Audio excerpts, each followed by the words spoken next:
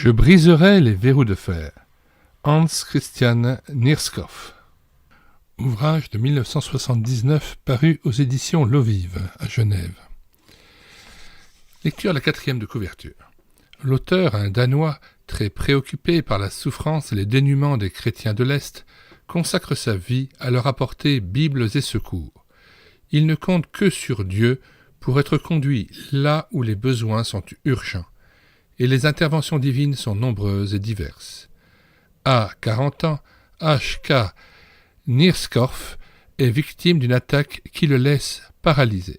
Selon les médecins, il ne retrouvera plus l'usage de sa jambe et de son bras droit. Mais Dieu en décide autrement et, dans des circonstances dramatiques, il recouvre la santé. Aujourd'hui, avec son équipe, il poursuit une activité intense en faveur de cette partie du monde si malmenée.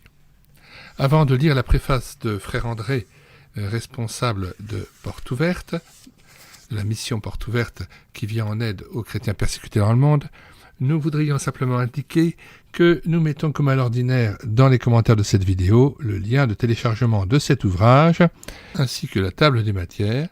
Le téléchargement gratuit se fera à partir du site internet médiathèque-chrétienne.fr, site en synergie avec cette chaîne YouTube Elle écouter sa parole. médiathèque-chrétienne.fr est un site internet destiné à la numérisation des ouvrages épuisés et non réédités de la littérature chrétienne. C'est pourquoi nous vous invitons à vous rendre sur ce site internet et à regarder les centaines d'ouvrages que nous avons numérisés pour vous. Nous vous invitons aussi à vous abonner à cette chaîne YouTube, à l'écouter sa parole, afin de connaître les différents ouvrages que nous téléversons régulièrement, les audiobooks que nous prenons en charge, mais aussi les cantiques par centaines que nous avons mis en parole en vue d'une rétroprojection en assemblée. Mais maintenant, lisons la préface de Frère André. La plupart des gens se croient si forts et si habiles que le Dieu Tout-Puissant ne peut se servir d'eux. Il n'est pas nécessaire d'être habile, ni même fort, pour être utile dans l'œuvre de Dieu. Est-ce pour cela que Hans Christian Nierskov est ce qu'il est, capable d'accomplir ce qu'il fait?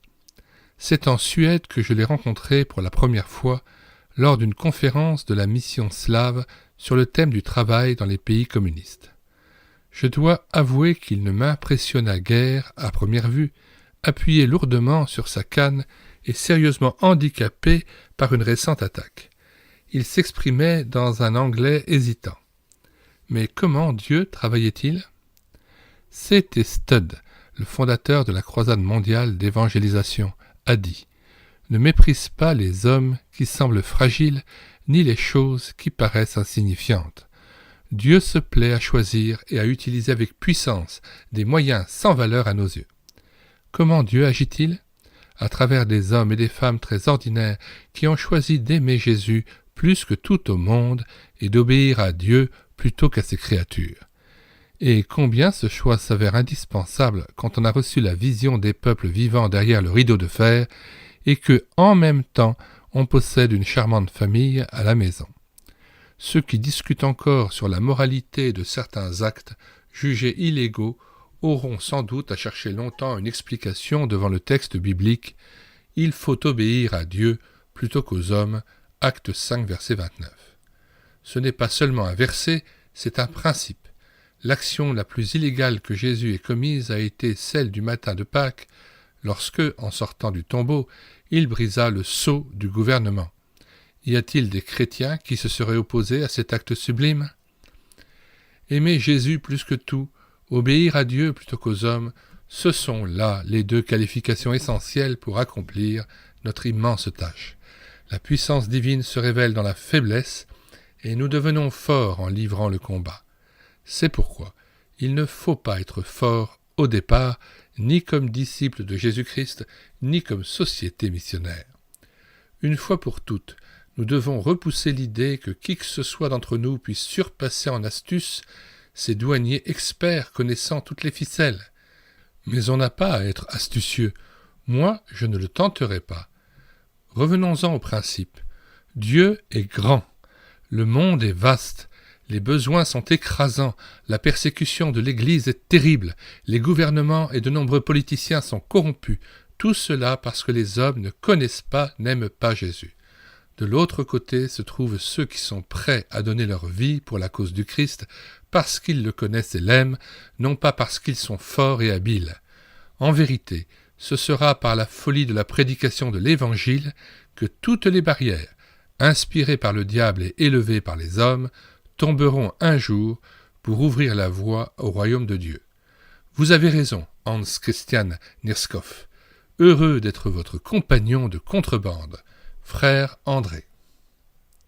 Pour information, Frère André est décédé à 94 ans en septembre 2022. Il avait fondé en 1955 l'ONG Porte Ouverte, qui compte aujourd'hui 1400 employés et vient en aide aux chrétiens persécutés dans 75 pays. Souvent, ses équipiers travaillent sous couverture en raison du danger. Frère André travaillait aussi de manière secrète lorsqu'il apportait des Bibles clandestinement aux chrétiens vivant dans les pays communistes.